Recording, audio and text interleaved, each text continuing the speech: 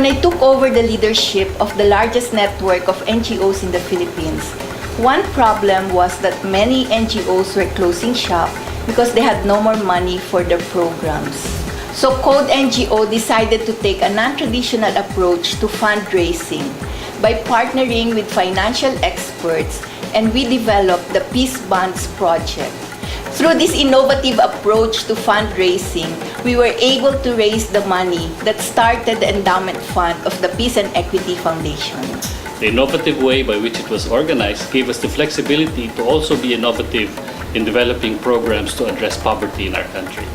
In the past 10 years, PEF has been able to experiment with different approaches to addressing social problems in different parts of the country. PEF began as a one-size-fits-all grant maker.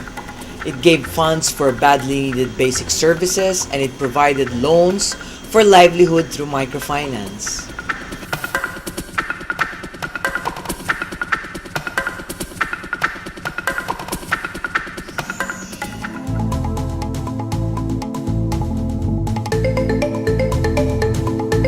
Tribal Leaders Development Foundation Incorporated was organized in 1986 primarily to serve the indigenous peoples through the provision of livelihood development, environmental protection, health, and educational services for children. In 2004 and 2006, the Peace and Equity Foundation gave us a grant amounting to more than 2 million pesos to construct 3 units of potable water systems in 3 barangays. And here in Barangay Upper Macolan, it now serves more than 300 households. Sa suba lang kami gakuha sang tubig, tapos ang amon mga kabataan, terme lang ga lupot, diarrhea, tapos sa subong nga may tubig na kami, dako ang amon pasalamat. Nung kami ay nagpumasok sa microfinance, yung mga members namin, yung mga small members namin na may mga negosyo, yung mga tindahang maliliit, yung wala silang access sa kapital. So nag-serve po kami sa mga members namin in terms of microfinance. Nung magkaroon tayo ng Ondoy ng 2009, nandiyan na naman yung ating PEF at tumulong sa atin sa pagbibigay naman ng Calamity Loan Assistance Program para sa mga nabiktima ng Ondoy. Kaya, kumbaga nagkaroon ako ng tiwala sa sarili ko kasi may nagtiwala ang BCC na pautangin ako na hindi ko makukuha sa kahit kaninong taon. Bago po ako maging member, sarado po yung tindahan namin eh. Bali, yun po yung nakatulong sa amin para makapagbukas ulit ng tindahan namin. Dati, nakikilabasan lang po ako ng tricycle. Ngayon po sa tulong ng BCC, nakakuha po ako ng isang tricycle at nadagdagan pa ito. Nagkaroon po ako ng punan, tapos nag-direct na po ako sa fair. Sa ngayon po, mayroon na po akong binabagsakan, tapos mayroon na po rin na po akong mga tindero.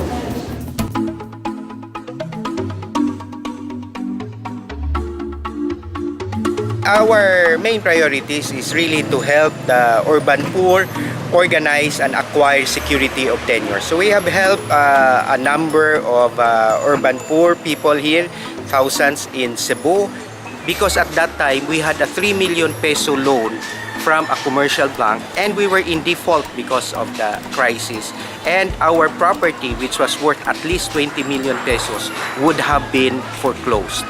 Fortunately for Peace and Equity Foundation, they immediately gave us a loan of I think it was around 6 million pesos. We were able to recover our properties and also start building our homes little by little. Benefit nga nakuha na mo sa pagtambaya yung kay kanang lahi ra gyud ning nanatay kaugalingon nga balay kay whereas kung pareha namo nga bag-ong minyo nga mo ipon mi sa among gilikanan, mas nindot gyud ang nami-on nga mo Napasalamat sad mi kay barato ra sad ang monthly.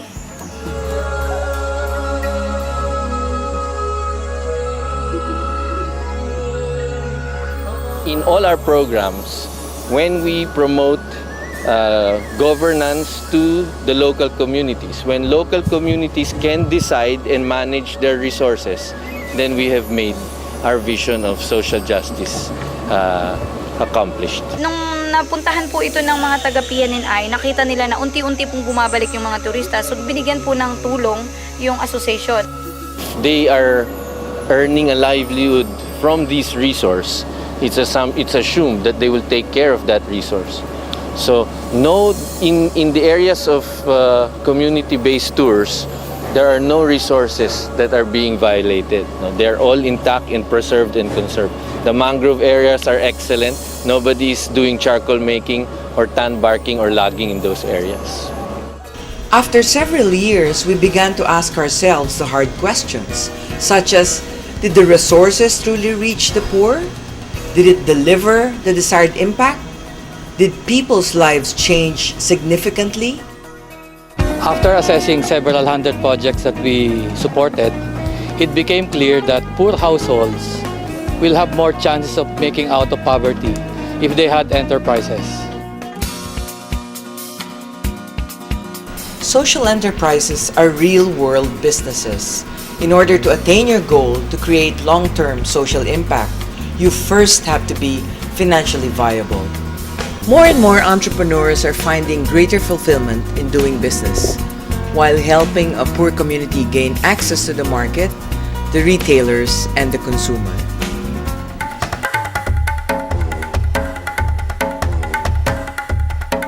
Ang Major Kumagpit Agro-Industrial Resources Cooperative is composed of farmers, small farmers, rubber planters, coconut planters, cardava planters, factory worker, even the laborer. They are a member of this cooperative. Binigyan kami ng financial. Nung unang-una, 2009, 1.5, pero ang linya namin doon is 5 million. Tapos bigyan namin 1.5 kasi bago lang kami. And now, 5 million ang binigyan nila sa amin. Malaking bagay yung sa financial aspect. Maganda na yung buhay namin. Nakapagawa na ako ng bahay namin. Mula nang nakapasok ako dito sa Magirko, sir, nakapagtapos na ng pag-aaral ang anak ko, yung panganay ko. We became partner of Peace and Equity Foundation in 2004 as a partnership and access center.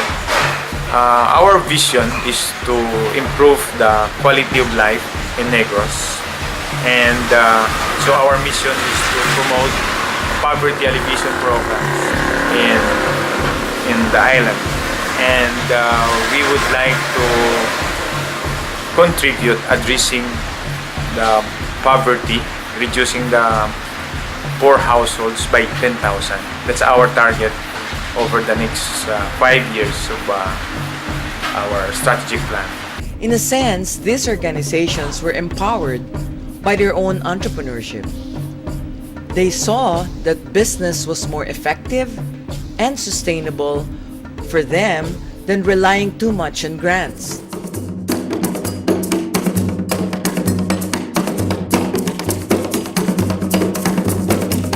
There are three major thrusts that we would like to support. These are poverty reduction, good governance, and sustainable development. And Blanket Network was organized basically to advocate sustainable development, particularly sustainable agriculture. So in the past years, our organization has mostly been promoting organic farming. And but lately, we've also added livelihood activities to provide alternative livelihood sources for our farmers. Nakatulong sa amin ng malaki ang coordinate dahil may pandagdag na kami sa pangailangan sa bahay, pangmatrikula sa pag-aaral ng mga bata at saka sa iba pang mga gastusin. Natulungan po kami ng coordinate sa pamamagitan po ng pagpapalawak ng aming market. Ang member namin ay actually ay 5 yung nakikinabang na pamilya na asawa hanggang anak ay doon na sila gumagawa.